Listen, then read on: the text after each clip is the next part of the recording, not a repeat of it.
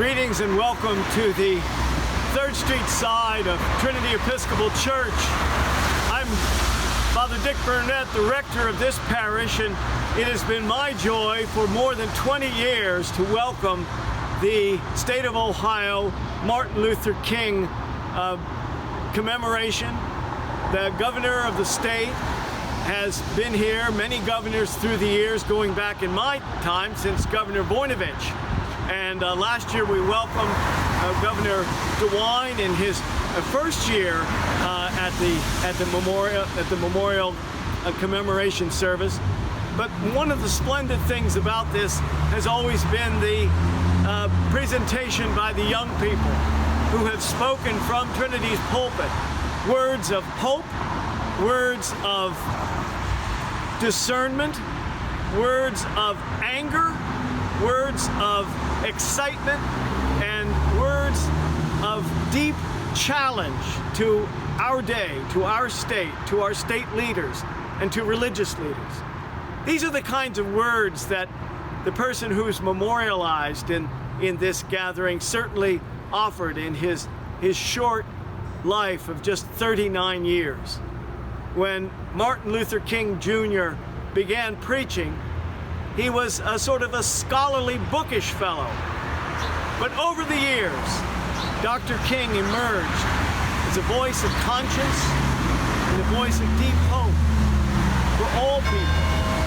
He was the epitome of the theme that we have today, of the fierce urgency of now. Trinity Church welcomes you today. As he pauses a state and nation that would have been Dr. Martin Luther King Jr.'s 92nd birthday. This year we have the privilege to commemorate Dr. King's philosophy and achievements even more profoundly than most years before, because we are also celebrating his 52nd anniversary of his assassination. Poverty has always been colorblind and is now contained by geographical borders. But it's also true that while poverty affects us all, it proportionally impacts people of color in America. It's also a year and 1 month or more of consecutive days of Republican House and representatives in the Senate and House Representatives in the White House refusing to vote on simple, serious pieces of job legislation or continue unemployment benefits means Americans in our country, not to mention almost 400,000 dead from COVID-19. Today, we witness mass gun violence in our houses of worship, schools, malls, theaters, and yet our local, state, and federal legislators do not offer nothing to offset the violence. The Civil Rights Act of '64 and the Voting Rights Act of '65 were revolutionary pieces of legislation in the United States that effectively outlawed various forms of discrimination against Afro-Americans and women, including all forms of segregation. These acts terminated unequal application in regard to voter registration requirements and all forms of racial segregation in school, in the workplace, and by facilities that offer services to the general public. Yet in 2021, we still have voter oppression, and the beat goes on. Congress asserted its ability to enforce those Civil Rights Acts in '64, '65, to make a difference in our country, yet we have not made a difference since then they were passed. Nonviolence, said King, is the answer to the crucial political and moral question of our time, even down to that today. The need for man to overcome oppression and violence without resorting to violence or oppression. But it seems that it's still open season of killing Afro-American citizens by law enforcement as well as among each other. So how, as we gather here today, Dr. King's words echo to us today that he refused to accept the view that mankind is so tragically bound to the starless midnight of racism and war that the bright daybreak of peace and brotherhood can never come to reality. And we ask him those words come to us today. The statue later tells us of a poem written by Emma Lazarus. Give me your tired, your poor, your humble masses yearning to be free, the wretched reef refuge of your dreaming shore. Send these the homeless, the tempest tossed to me, and I left my lap beside the golden door. But in our present age, we still have on both sides of the aisle people, men and women, who have the high blood pressure of words and a lot of anemia of no deeds. So, Lord, we pray that you will order our steps in your word in 2021. Deliver us, forgive us, help us, and save us so that we can move toward a more beloved community, nation, and world with the urgency of now. Amen. Hello, I'm Ohio Governor Mike DeWine. Thank you for tuning in for this year's unique commemorative celebration honoring Dr. King. It is the ongoing work of fulfilling Dr. King's dream that brings us here each year. I'm an optimist. Even as we have more work to do, I remain optimistic. As governor, I strongly believe that Ohio is better when we embrace diversity and strive to be inclusive of each individual. Every person deserves the chance to succeed, to get a good paying job, to raise a family comfortably, and to be secure in their future. And every person deserves those things without the barriers that inequality and intolerance certainly can create. It's tough to wrestle with the fact that we're not yet where we need to be in Ohio or across our country. And we know that we all have work to do. As Dr. King said, and I quote, "Only when it is dark enough can you see the stars." The future is promising. I see an Ohio that is moving forward and breaking down barriers. I see opportunity to make systemic, long-lasting changes. And I see so many community leaders who personify Dr. King's timeless lessons, leaders who are making a big impact while striving for positive change. To the 8 winners of today's annual Ohio Martin Luther King Awards, let me just say thank you. The award you will receive today recognizes the great work that you're doing. It's also a symbol of Ohio's deep gratitude for keeping the importance of justice, equality, and unity at the forefront of absolutely everything we do. You represent the very best of our state. I'm so very thankful to have you carry on the values for which Dr. King is known: courage, truth, justice, compassion, dignity, humility, and service. Thank you, Reverend King, and thank you, Reverend Barnett, for welcoming us to the 36th Annual Ohio Dr. Martin Luther King Jr. Commemorative Celebration. Good afternoon. I'm McKinley Brown from Cincinnati. I have the privilege to serve as chair of the Ohio Dr. Martin Luther King Jr. Holiday Commission. Thank you for joining us today to recognize the outstanding service and achievements of Ohioans whose deeds and actions are consistent with Dr. King's teachings of nonviolent social and economic change. Our program this year is a little different. We will miss gathering in downtown Columbus to celebrate, but we look forward to returning this program to its normal format once it is safe to do so. I would like to thank Governor DeWine not only for providing us with the remarks we just heard, but also for the support provided me and my fellow commission members as we work to keep Dr. King's dream alive in Ohio. I want to recognize my fellow commissioners you will be hearing from throughout today's program. We are a diverse commission from across the state who are appointed by the governor. It's an honor to serve with you all. Next, we have the privilege of hearing from Jack Marchbanks, Director of the Ohio Department of Transportation. Director Marchbanks was appointed to this position by Governor DeWine in January of 2019.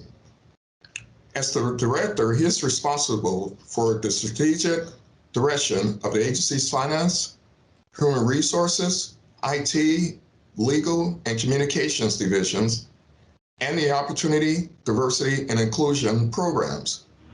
In addition, he has extensive experience at the agency, where he was previously assistant director and served twice as the department's District 6 Deputy Director. Merchbain formerly worked in the private sector as Marketing Director for Prime AE Group, a minority-owned architectural and engineering firm. Thank you for joining us, Director Marchbanks. Hello, my name is Jack Marchbanks, and I serve as the Director of the Ohio Department of Transportation. As we advance into the new year, I want to take a moment to speak for the men and women of the DeWine-Husted administration and say we are doing everything in our power to generate a robust rebound in the quality of life for all Ohioans. When the unexpected but welcomed invitation came to me to deliver remarks to you on behalf of Governor Mike DeWine and the MLK Jr. Holiday Commission, my thoughts went to this fact. The Reverend Dr. Martin Luther King Jr. was indeed a drum major for justice, but he was one in a hurry. The marching band that followed King had better be ready to sprint. This is a man who wrote Why We Can't Wait. He founded the Southern Christian Leadership Conference because the NAACP and Urban League were moving too slow and were averse to nonviolent street protests. He accomplished more in his 39 years, 2 months, and 3 weeks on this planet than most people could hope for in 3 octogenarian lifetimes. King focused on strategies and tactics designed to have immediate impact and timely results in regard to achieving equity for African Americans and other disenfranchised citizens. From the Montgomery bus boycott to the Civil Rights Act of 1964 to the Poor People's Campaign he was launching at the time of his assassination, King was an activist who wanted to end suffering and remove unjust barriers as soon as possible. The King quote that best distills this real-world activism is his excerpt from his address at the 1963 March on Washington for Jobs and Freedom. It goes, "We are now faced with the fact that tomorrow is today. We are confronted with the fierce urgency of now. In this unfolding conundrum of life and history, there's such a thing as being too late. This is no time for apathy and complacency." Yet before he was that iconic activist who became the leader of the American Civil Rights Movement, before he even became an ordained minister, Martin Luther King Jr. was a scholar. He earned his doctorate in theology at the young age of 26. In fact, one of the most quoted phrases from Dr. King's majestic body of public oratory was drawn from his theological studies at Boston University. King had been inspired by mid-19th century abolitionist and Unitarian minister Theodore Parker. From Parker, King paraphrased these now famous words: "The arc of the moral universe is long, but it bends toward justice." As consumed as King was as an activist in winning tangible gains for the intentionally impoverished and violently subjugated, as an academician, he took the long view in contextualizing the nation's ugly and painful racial history. King's address of 64 years ago at the Highlander Folk School resonates here in 2021. In a speech appropriately titled A Look to the Future, delivered on the 25th anniversary of Highlander School on September 2nd, 1957, King argued that there are 3 distinct periods of race relations in America. The first was the enslavement of African descendant people from 1619 to 1863, enshrined by the Dred Scott decision in 1857. The second was legal segregation, AKA Jim Crow America, from 1863 to 1954, as enshrined in law by Plessy versus Ferguson in 1896. And here's the main point of what I want to share with you today. King, in academic mode, presciently noted in 1957 that the United States had just entered the 3rd period of American race relations, complete and constructive integration, enshrined in Brown v. Board of Education in 1954. In his address to Highlander, these are King's words. The Supreme Court's decision, which came to give legal and constitutional validity to the dominant thought patterns of this period, said in substance that the old Plessy doctrine must go, that separate facilities were inherently unequal, and that to segregate a child on the basis of his race is to deny that child equal protection of the law. And so, as a result of this decision, we find ourselves standing on the threshold of the 3rd and most constructive period in the development of race relations in the history of our nation. To put it in biblical terms, we have broken loose from the Egypt of slavery, we have moved through the wilderness of separate but equal, And now we stand on the border of the promised land of integration. Ironically, King delivered this address to the Highlander School just 3 weeks before Daisy Bates would lead the Little Rock Nine into a fearsome mob horrifying the nation. King predicted this constructive integration would take decades, and one could argue we are still in the era of constructive integration. Now, I can read some of your minds out there. Constructive integration, that's the takeaway? We've had integration by legislative statute, by judicial mandate, by executive action. But hold on, what King was talking about is constructive integration. He envisioned it as a process that will take us from this divided, chaotic world to the beloved community of which he often spoke. In the here and now, constructive integration is when you are not threatened when someone who doesn't look like you wanders into your neighborhood or shows up on your street. Constructive integration is when whether I'm approved or denied for a mortgage loan has nothing to do with the color of my skin, but my credit worthiness. Constructive integration cannot be compelled. It has to be embraced by enlightened citizens who see each other as human beings and not as racial groups or stereotypes to be hated or feared. King returned to this idea of constructive integration many times in the next decade of his life, revising and retitling the address, The Future of Integration, at the University of Iowa in 1959, and as The Moral Challenges of a New Age in 1966. As his perspective evolved, King condemned economic inequality, something very present today, and called for solidarity among all people. In 1966, at Iowa State University, King shared these thoughts. All I am saying is simply this: all life is interrelated. Whatever affects one individual, whatever affects one nation directly, affects other individuals and other nations indirectly. And I am always just moved by this eloquent statement. We are all tied in a single garment of destiny. We're caught in an inescapable network of mutuality, and therefore we must live together. So long as there is poverty in the world, no individual can be truly rich, even if he has $1 billion. So long as diseases are rampant and millions of people cannot expect to live more than 28 or 30 years, no man can be totally healthy, even if he has just got a checkup at the Mayo Clinic, King said. Strangely enough, I can never be what I ought to be until you are what you ought to be. This is the way life is made. This is the way the universe is made. In closing, I wish to thank Chair McKinley Brown and the Martin Luther King Jr. Holiday Commissioners for their fine work in presenting this annual celebration for the 36th consecutive year. And I applaud them for their agility in adapting to the virtual world we have all been living in for nearly a year now. It won't be long until we have this pandemic in our collective rearview mirror. You have my deepest gratitude for allowing me to share the lasting moral guidance of my lifelong social hero, the Reverend Dr. Martin Luther King Jr., and to reveal the deep-thinking scholar behind the iconic activist. If you really want to honor Dr. King, please join Governor DeWine, Lieutenant Governor Husted, and the rest of our administration in being of service to someone who is less fortunate than you. To paraphrase a line from one of Dr. King's favorite gospel songs, if we can help somebody, our lives will not be in vain. Stay safe, stay well.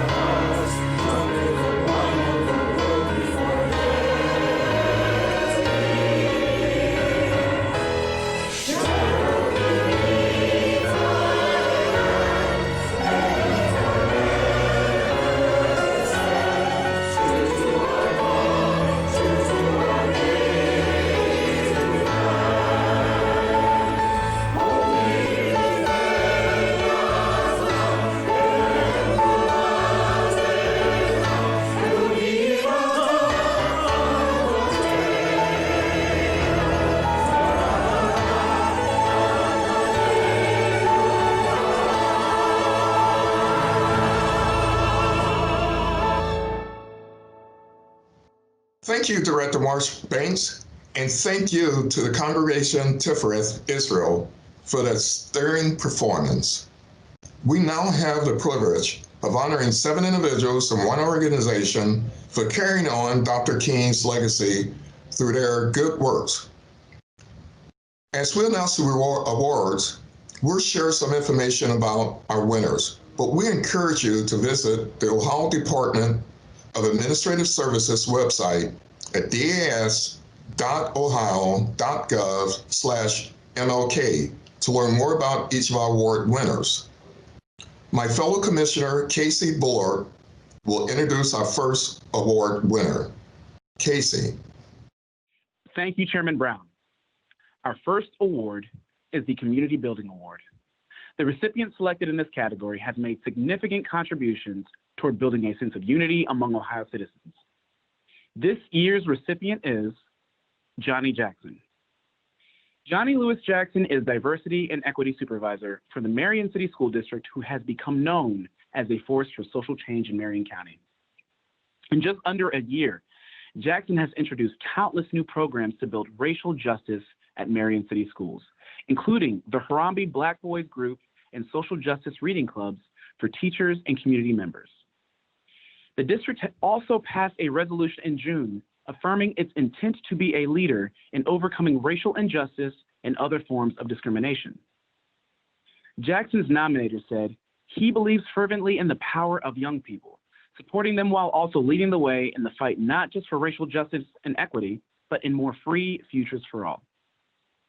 Jackson also serves as community coordinator for the Marion Voices, Folklife, and Oral History Project, and helped launch the Community Voices Community Leadership Training Program to train a new cohort of racial justice leaders on Marion's West Side.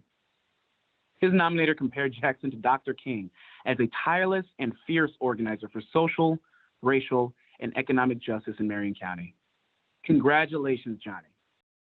Thank you, Ohio Dr. Martin Luther King Jr. Holiday Commission, for awarding me the Community Building Award.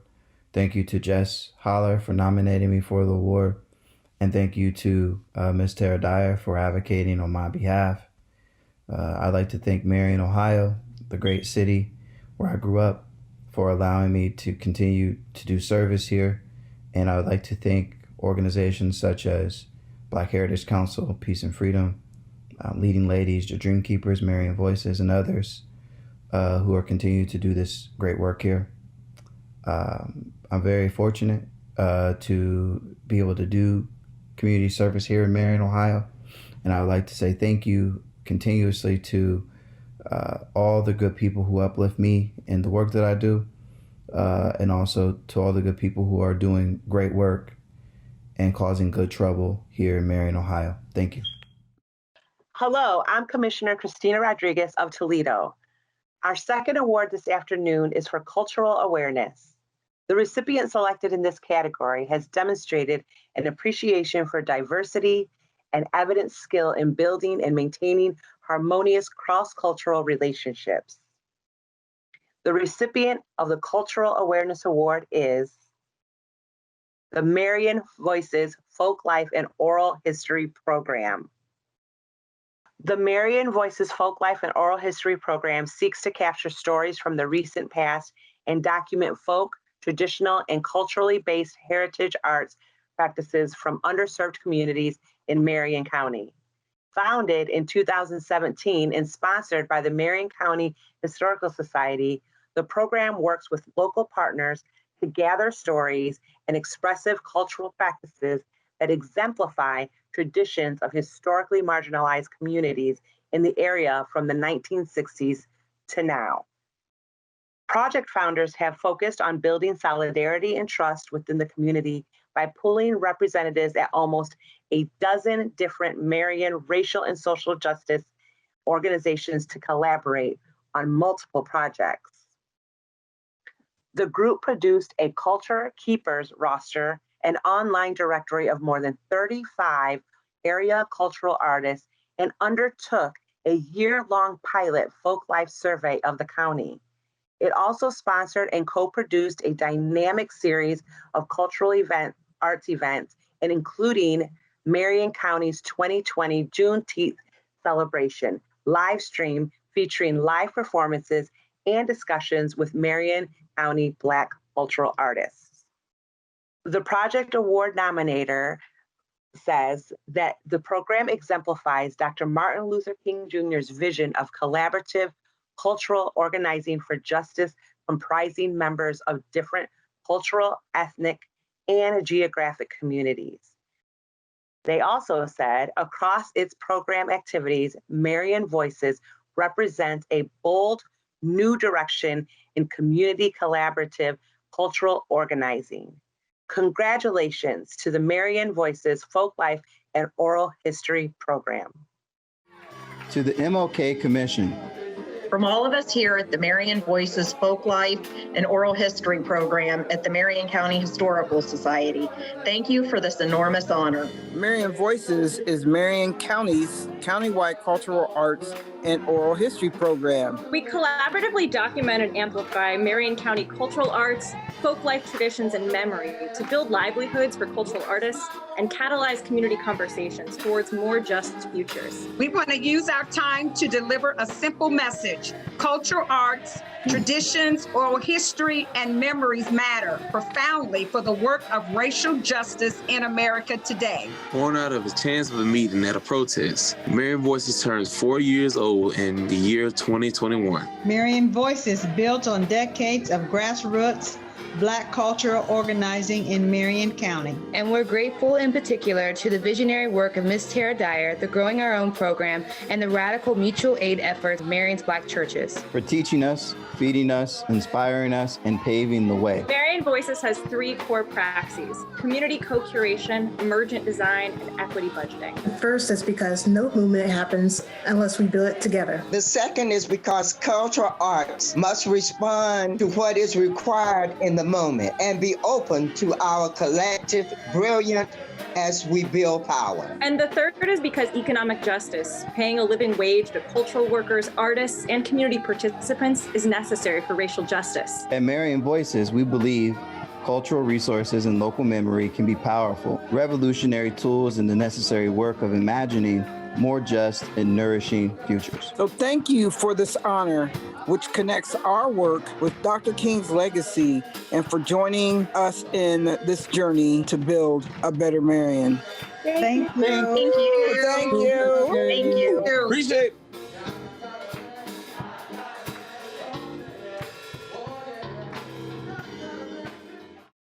Hello, I'm Commissioner Jeffrey Johnson of New Albany. Next is the Economic Opportunity Award. The recipient selected in this category seeks to improve the quality of life for citizens in economically challenged areas through economic incentive programs. The winner of the Economic Opportunity Award is Sheryl Rajbhandari of Cincinnati. Sheryl Rajbhandari is Executive Director and founder of Heartfelt Tidbits, a nonprofit dedicated to supporting refugees and recent immigrants living in southwestern Ohio by facilitating integration and self-sufficiency through education, cultural, and employment-enhancing programming. Rajbhandari founded the organization in 2008 to fill gaps left by the short-term aid or refugee resettlement agencies. Recognizing the transition to America can take much longer, her goal was to offer a longer welcome to Cincinnati by helping refugees a tidbit at a time. She offers numerous forms of assistance, from job readiness to community gardening and sewing classes. The sewing program offers immigrants and refugees a platform to sell their work, but also gives them a sewing machine that can help them support themselves and their families. The job readiness program that is unique to every individual, and her programming has helped refugees and immigrants attain higher education and start their own businesses. Her rental assistance also help families stay in their homes during the COVID-19 pandemic. Sheryl Rajbhandari's commitment to helping immigrants and refugees to become economically and independent speaks to Dr. King's principle that those who have the opportunity and privilege should not be sitting back while those go hungry, said her nominator. Congratulations, Sheryl. Hi, thank you so much for honoring me with this fantastic Martin Luther King Award. He happens to be one of my heroes, and I was so excited to hear that I had won the award. And I would like to thank my family, my friends, for their support, and also the great work that our staff and our volunteers do each and every day that enabled us to win this award. Hello, I'm Commissioner Elizabeth Blount McCormick of Columbus. Our next award is the Educational Excellence Award. The recipient in this category has demonstrated outstanding accomplishments in eradicating systemic barriers that impede the attainment of academic excellence. The winner of the Educational Excellence Award is Candace Floyd of Marion. Candace Floyd is media specialist at Garfield Elementary in the Marion City School System, where she has introduced cultural programming and resources to the district's elementary students. A Marion native who attended Marion City Schools, Floyd is making a difference for students of color in her community by introducing new texts, resources, and programs on the history of the civil rights movement, the racial justice struggle in America, cultural traditions, and more. Her work expands educational and cultural understanding opportunities for students who rarely get to learn about their community's own history, cultural arts, and resilience in school.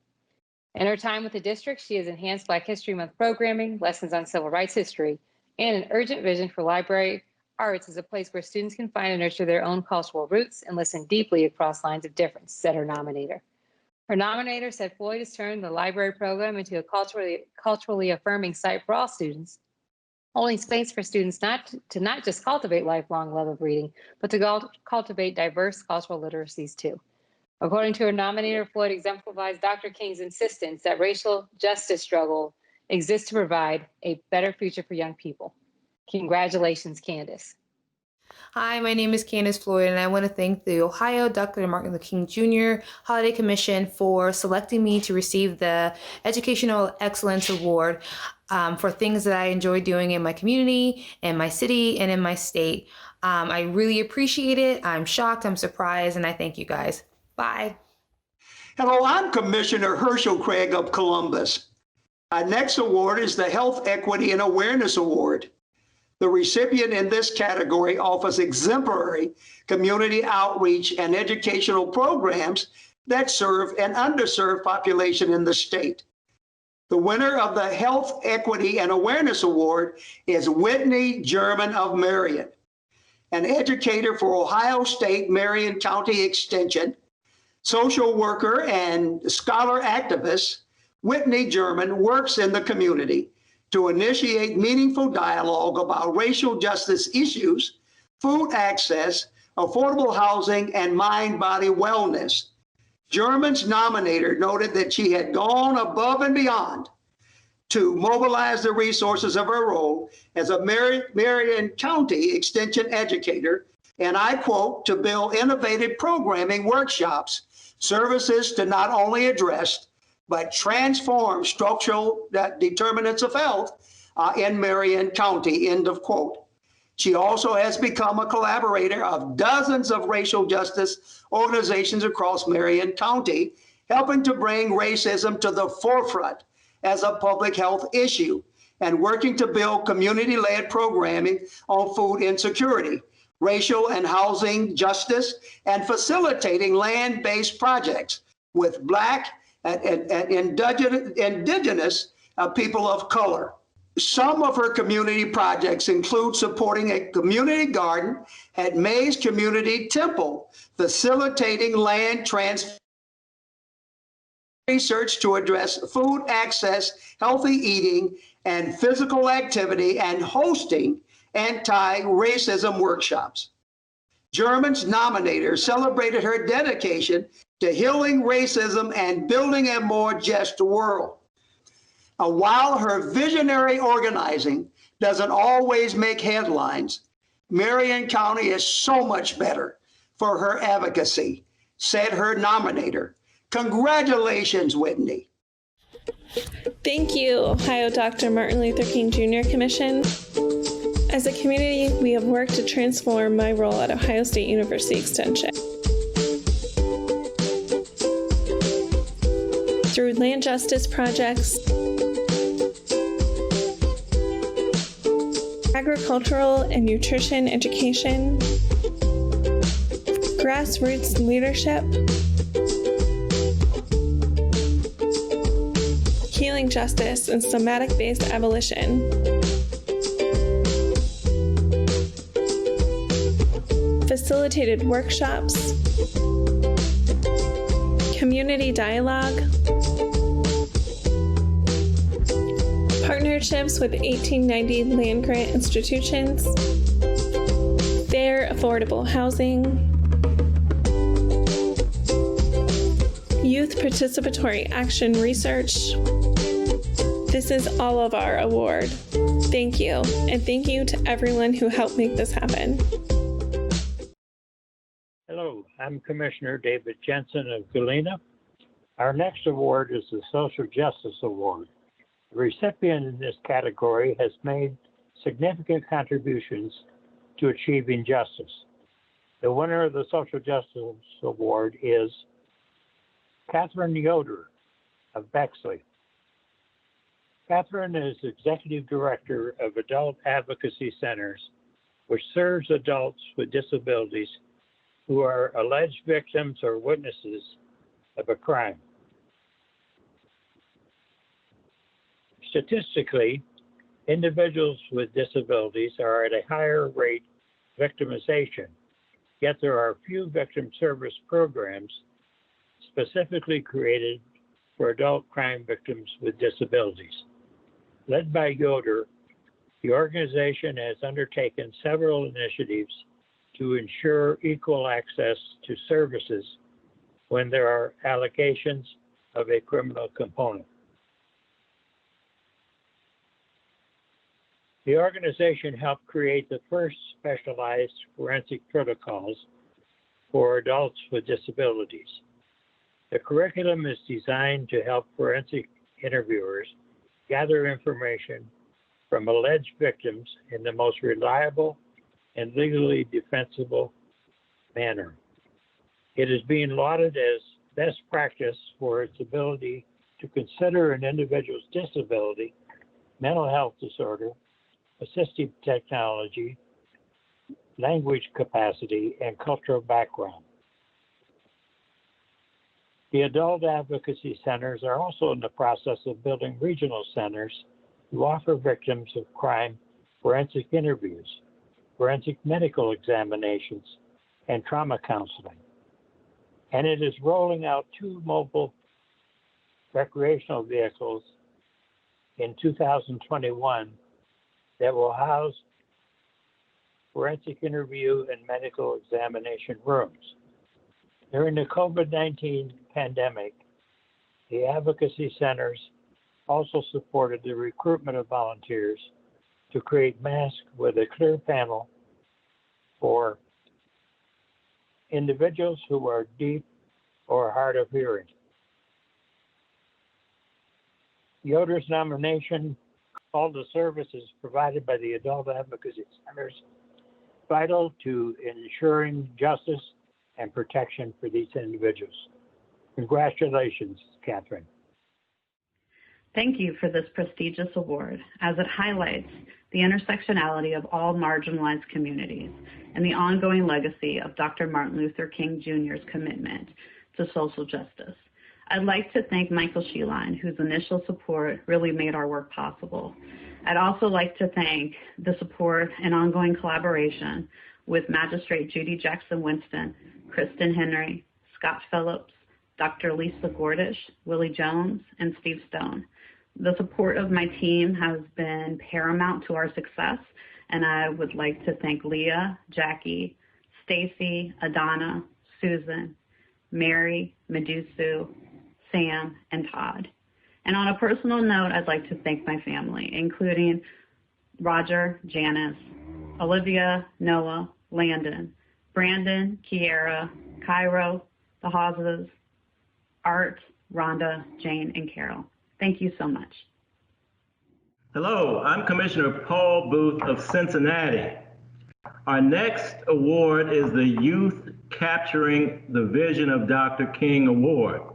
The recipient in this category is a young person who exemplifies leadership, a commitment to excellence, and interracial cooperation, and demonstrates an adherence to one or more of Dr. King's principles of nonviolence. The winner of the Youth Award this year is Clark Griffith of Cincinnati. Clark Griffith is a student at The Ohio State University who became a community leader and activist in the wake of this year's racial justice movement. Griffith was one of the lead organizers of the June 1st protest seeking systematic change for Black lives and people of color in Cincinnati and across the United States. She is an active organizer with Black Lives Matter and is involved with the groups Cincinnati Black United Front and Leaders of the Free World. They advocate for police accountability and systematic change in law enforcement. Griffith has been involved in calls for a refresh of the Cincinnati Police Collaborative Agreement, which was originally created in 2002 as part of an effort to improve police-community relations. She collected hundreds of demands, proposed solutions, and questions to engage the community on the change they want to see. Griffith was also vital in creating a strong social media presence in Cincinnati for the Black United Front and Leaders of the Free World. Her nominator says this: in the legacy of Dr. Martin Luther King Jr., Clark has shown effortless, dedicated work to the commitment and preservation of community, accountability, justice, nonviolence, and liberation. Congratulations to Clark Griffith. Hello and thank you. I am so honored and I humbly accept the Dr. Martin Luther King Jr. Youth Award. I first want to start by saying thank you, God, for making all things possible. I want to thank the people who nominated me and Paul Booth. I want to thank my parents for always teaching me to advocate for myself and for others. And I want to thank my mentor, Sheryl, for her leadership and her guidance. And I want to thank my community for being my center and my reason. I am so grateful for this award, and we are just getting started. In the words of Dr. Martin Luther King Jr., never be afraid to do what's right, especially when the well-being of a person or animal is at stake. Society's punishments are small compared to the wounds we inflict on our souls when we look the other way. Thank you. Hi, I'm Commissioner Will Lucas of Toledo.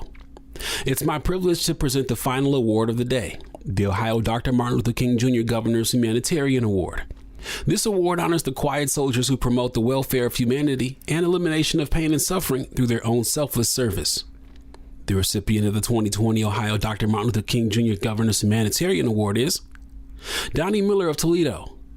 Doni Miller is Chief Executive Officer of the Neighborhood Health Association, one of the largest community health center systems in Northwest Ohio, with medical and dental clinics in Lucas County that provide health services to underserved populations.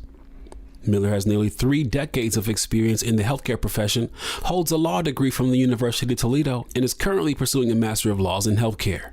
In addition, she hosts a community action show for the Toledo ABC affiliate, highlighting issues of importance to people of color and the community in general.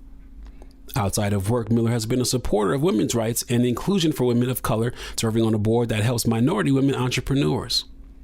Miller's nominator applauded her work and her ability to champion the cause of Black health and wellness that has too often been overlooked. In recommending Miller for the award, her nominator cited the work of Dr. King, who, when testifying before a meeting with the Medical Committee for Human Rights, said, "Of all the forms of inequality, injustice in health is the most shocking and the most inhuman because it results in physical death." Black health is finally getting some semblance of the attention it deserves, thanks to people like Doni, who've been rallying the troops and making progress, said her nominator. Miller is a previous recipient of the Commission's Health Equity and Awareness Award in 2016. Congratulations, Doni. There have been so many acts of selflessness and courage and kindness during this past year that an acknowledgement of anything that I've done as being important is an honor greater than my words will allow me to express. Many thanks to the Office of the Governor for this award, and specifically to Governor DeWine. His leadership during this most difficult of times has been honest, responsive. It's given us hope and reminded us that we are a powerful, smart, and capable people with the ability to overcome most anything. I offer much gratitude and appreciation to those kind enough to nominate me and to the others who so graciously lent their support. Most of all, thank you to those of us who wake up every day and find a way to put one foot in front of the other, even when the path is unclear. They find a way, as my mother was so fond of saying, to make a way out of no way. These people are truly the heroes in our community. Again, thank you. Hello, I'm Commissioner Tracy Winbush of Youngstown. Congratulations again to all of our winners. Now, I'm honored to present some very special speakers. As Governor DeWine said, we would typically hear speeches from our winners of the statewide MLK Oratorical Contest, which is also sponsored by the Commission. The event had to be canceled this year, but we are pleased to have videos of a few students who competed in the regional contest. I am pleased to introduce this oratorical montage of students presenting a portion of their speeches that pay tribute to Dr. Martin Luther King. Looking at the ways that you have perpetuated the same cycles that you have tried to end. But what do you do when people don't believe that these cycles exist in the first place? You feel like you're in a dark dungeon, stuck under a rock and chained to the wall, but nobody can see the dungeon or the rock or the chains, so you have to find a way to make it out by yourself if you don't have others who can see it too. It's not easy. But becoming free from this dungeon is what feminism is. It's a commitment. It's a battle against the manifestations of millennia of various oppressions. It hurts sometimes, it makes you feel crazy sometimes, but you persist because you've always imagined what the sun would feel like while being in that dark dungeon, and you desperately want to feel it on your skin. You want others to feel it too, and even though some might call you crazy for trying to unchain the chains that they can't see, self-care is having enough faith in yourself and enough faith in humanity to keep going. Where would we be? Who would we be? I'm the legacy of Dr. Martin Luther King Jr. We do not have the same family members, and Dr. Martin Luther King Jr. is no longer here. But he was a leader for justice. Because of him, I attended a school with white children, and my school and my parents will help guide my future. One day, I hope to be an author, a lawyer, a pastor, a gymnastics coach, and a ballet teacher. The possibilities are endless because Dr. King marched, spoke, and fought for me. I don't know what the future holds. And the past can truly only be understood by looking through the rearview mirror of life. But Rosa Parks was credited with the start of the civil rights movement by the very act of sitting down. Can you imagine the movement we can all start by standing up? Can you say powerful? Dr. King once stated, "Your life begins to end the day that you become silent about the things that matter." People, like it or not, our society has taken a turn for the worst. We have grown to accept moral corrosion as a norm. But I'm here to say no. No longer can you sit back and accept the things that you cannot change, but you must change the things that you cannot accept. Fight racism. Fight sexism. Fight injustice, fight intolerance, fight corruption. Fight these things with everything in you, so when that day comes that you must lie down your sword and go to our Father's house, let others say you put up a great fight. Let others say, "Job well done." Let others rejoice in the shade of justice from the seed you had planted. Let history debate your good deeds. Been standing before you since I was 7. Standing today, I am 11. Dr. King's words still taste like heaven. But remember, I am 11. You've told me about the dream for several years. Now that I'm older, it's time to switch gears. I'm tired of waiting. I want the plan. This nation depends on my generation, and I am here to stand. This dream you have been telling me about has turned into a nightmare, waiting for answers. You don't realize we do care. MLK's words repeating in my head. You died when you refused to stand up for right, for truth, for justice. Ladies and gentlemen, I must have died 1,000 deaths. We've got to gain the ballots, and with that gain political power. Laws must be made by us to be valid. No, my words are not wild. To honor the king, we must ponder on the progress made and in the making. To realize revolution is never on vacation. We cannot afford a sleepy nation. I am asking you without hesitation. Be the power. Be the change. Be the one to change the powerful age range. I'm not sorry to declare, no more lazy pajama day. Dr. King made a choice to stand and a choice to speak up.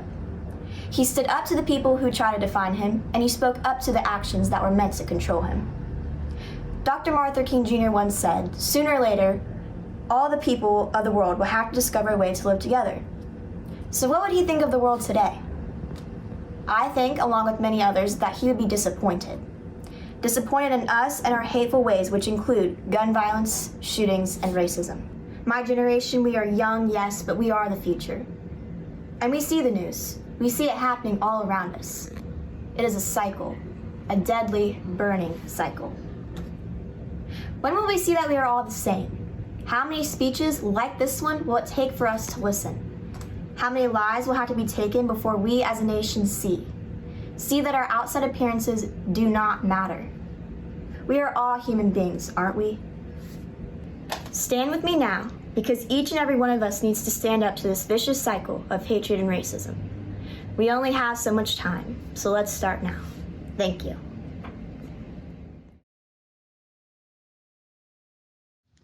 Hello, I'm Commissioner Napoleon Bell of Columbus. Thank you so much for joining our program today, regardless of which day you chose to watch it. Dr. King had a profound impact on our country, enlightening many to injustices and ushering in an era of progress towards equity. The Ohio Martin Luther King Holiday Commission is pleased to host this annual event. It's an opportunity to celebrate Dr. King as well as the Ohioans who are an inspiration to us all to join our neighbors in continuing to spread Dr. King's message of equality for generations to come. I'd now like to welcome Rabbi Hillel Skolnick of Congregation Tifereth Israel in Columbus for the benediction. He'll be followed by a performance by the Fort Hays Metropolitan Singers, comprised of students at Columbus's Fort Hays Metropolitan Education Center. Now that will mark the end of today's program. But until next year, thank you for watching. Good afternoon. Wednesday, January 6th should have been a day that spoke directly to this year's theme for our program, the fierce urgency of now, building bridges of justice, equity, and unity. It should have been that day because it should have been a day where we had the opportunity to celebrate the first African-American senator-elect from the state of Georgia, Senator Warnoff, and the first Jewish senator-elect from the state of Georgia, Senator Ossoff. Representative of the African-American community and the Jewish community, my own community, which would have made Dr. King so proud to think of the times that Dr. King and Rabbi Abraham Joshua Heschel stood together and marched together to have the opportunity for them both to look down and see these two wonderful people serving the people of Georgia. It should have been a day that led to moments of inspiration and feelings of hope and feelings of progress being made. But instead it turned into a day that will live forever in our minds of sadness and infamy and loss of life and violence and insurrection. A day that we can never forget and will never forget, and a day that leads us back to prayer and back to benediction and back to the hopes that we feel in our hearts for peace and for unity and for equity and for justice that has not yet been achieved. It leads us back to the knowledge that there still are too many Americas and not one United States of America, where all people are treated equally under the law. That continues to be something for which we pray, something for which we yearn, and something for which we hope. And in that spirit, I offer today a prayer from our prayer book, from the Sidur Sim Shalom, from the prayer book whose title asks for peace to be gifted upon all of us, a prayer for our country.